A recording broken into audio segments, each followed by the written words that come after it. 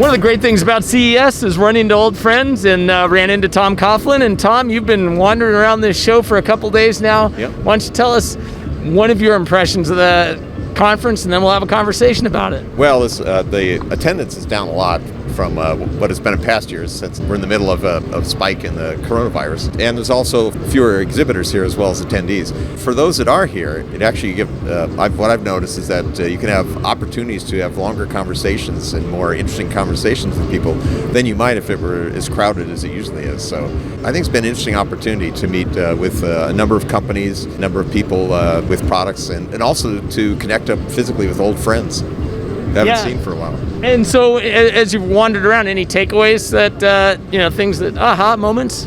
Well, there's an awful lot of healthcare stuff of various sorts around. Some of the things were in place even before the pandemic. The monitoring things of that sort. And those have been developing.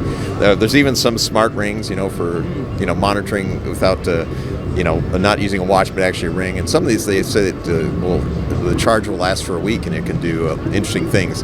But in addition to that, there's a lot of stuff on antivirus control, things of that sort. Antivirus being the stuff we breathe, not...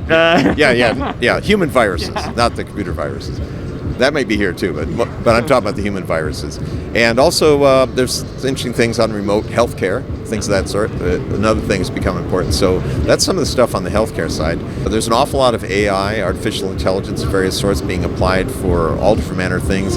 There's a few companies that are offering the capability to create an avatar of yourself, and you can create a script, and your avatar will give that script, for example, and answer questions that people may have, things of that sort. There was an interesting one out of Japan I saw last night at an event, Showstoppers I think it was.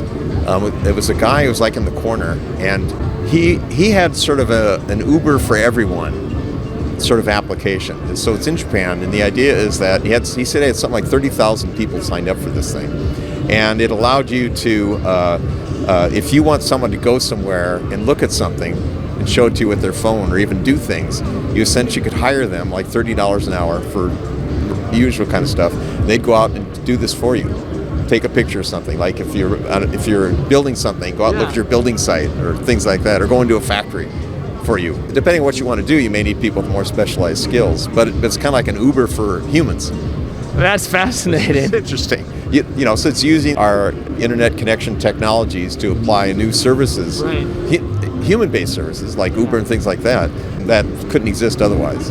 Going back to the AI and the medical services, one of the things I saw that was pretty cool was a teledentistry application from South Korea, where you can do your own kind of quick scan, and then it will report it back to the dentist, and you better go in for an appointment. Yeah, with more and more monitoring and IoT devices, rather than just once a year or something going in and get tested and get people look at you and poke you and things like that, you get more continuous monitoring of individuals for various things, which if then your health provider has that information, they can use it to give you better advice on your personal care. And I think it could lead to better physical outcomes, more healthy lives, longer lives. In some cases, probably even detecting very dangerous situations before you're even aware of it, so that you can do something about it before it becomes acute.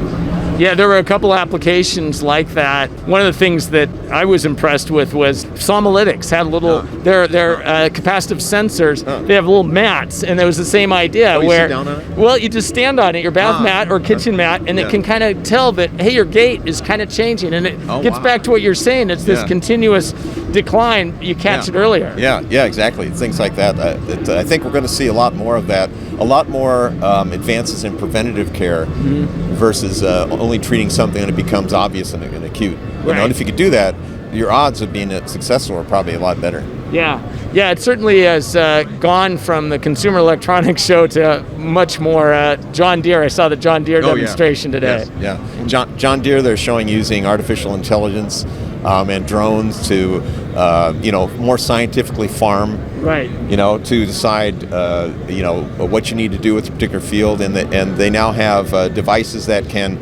apply herbicides to the weed itself. Yeah. Individual weeds, exactly. versus just broadcasting it. So a lot more sustainable technologies, a lot less potential impact on the environment, and being able to, at the same time, get higher yields. Yeah, and speaking of sustainable, I saw several things where it truly is a circular type of build or a circular type of product like a shower that recycles the water. Oh yeah, I saw that too.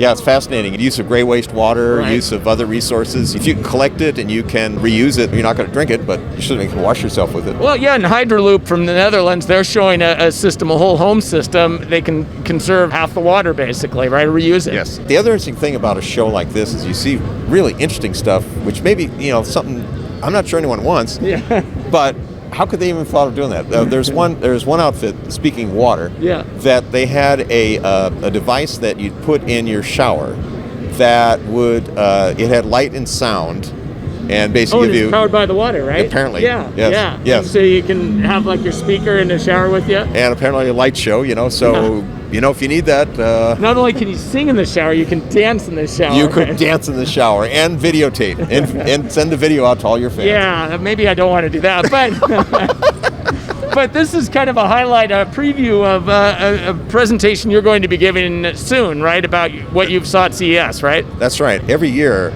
the IEEE Consumer Technology Society in the Santa Clara Valley does a CES download. So I don't know what the date's going to be for that yet, but I'm looking forward to be able to share some of the things I saw, as well as hopefully what you saw and maybe some other people too, at that meeting sometime soon. To people that couldn't come this year. That'd be great. And we are in the IEEE booth. I failed to mention that. Oh, yes. There's some very cool contest going on. It looks like it has to do with augmented reality and virtual reality. What's going on back there? So this is related to smart cities, which is the idea of building electronics, computing, networking, storage, and in memory. I got to do that. You got to say that because he's an expert in that. That's my bag, yeah. And building those into infrastructure and communication systems that can enable a city. So it's one of the big themes that people are working on in the IEEE. There's a lot of examples of technology that fit into that. And almost nothing at this show was not connected, right? No, everything's connected. Everything's connected. Yeah, everything's connected. Everything has computers in it, right? Right. And so it can do, between the hardware and software, you can do amazing things. And this particular competition here, you're going through the use of various smart connected technologies, and you're supposed to find them in a city landscape. And if you find, and there may be more than one example, if you find the right one, you get your points. Okay. And I did like 3 times. The highest I got was like 74.